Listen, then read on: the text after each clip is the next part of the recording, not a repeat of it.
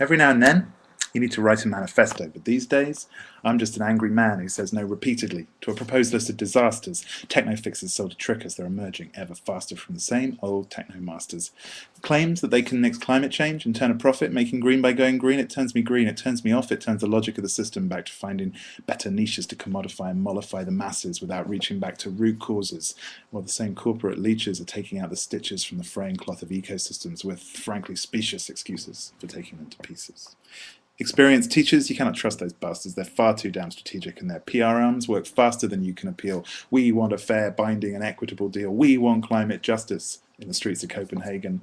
The point is, we can't trust this comfortable elite to even make an honest admission of guilt. Instead, they channel street protest into permission to build new engines of sweet progress, filled with high-tech ammunition to let loose against the downtrodden in the name of clean emissions.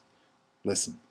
Let's draw some lines, slogans, positions, and whatever verbal devices will for sure help affirm the purposes this climate crisis should never be hijacked for. Climate change should never be the latest line rich white men are using to tell poor brown women to stop reproducing while continuing to ignore the habits of consuming and producing practiced by the privileged few that cause the climate nuisance. Climate change should never be the excuse to strengthen racist borders or to deploy more military activity and executive orders, whether against refugees or to defend trade routes, mineral reserves, and fresh water. Climate change should never be an acceptable pretense for pushing people off land and erecting more fences so you can commandeer the soil to grow biofuels for their Mercedes-Benzes.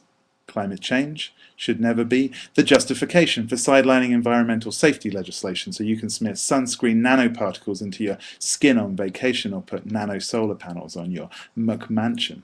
Climate change should never be used to justify the next 3 Mile Island, Chernobyl, or any expansion of nuclear energies. What makes you think in a warming world you can store nuclear waste safely? Climate change should never be the preferred PR screed propagated to excuse displacing small farmers with GMO seed. You can call it climate ready, Roundup ready, jazzed up, ever ready, I don't care. It's the same old corporate greed. Climate change should never be the reason for carbon credit markets and cowboy profiteering dumping bad schemes on poor countries. Apart from rainforests, it's only our guilt that we're clearing while commodifying the still polluted air that we're still breathing. And climate change should never, ever, ever, I repeat, ever be a pretext for experiments in altering the weather. That geoengineering the climates and the seasons, there's no reason to trust it's feasible or fair that the technocrats will consider the rights of people anywhere except on their home turf. And for what it's worth, here's my message to the geoengineers. We've screwed enough with the climate. Hands off Mother Earth. Sometimes you just have to write a manifesto, but at other times it's about making sure you've said no as clear as day and as loud as can be.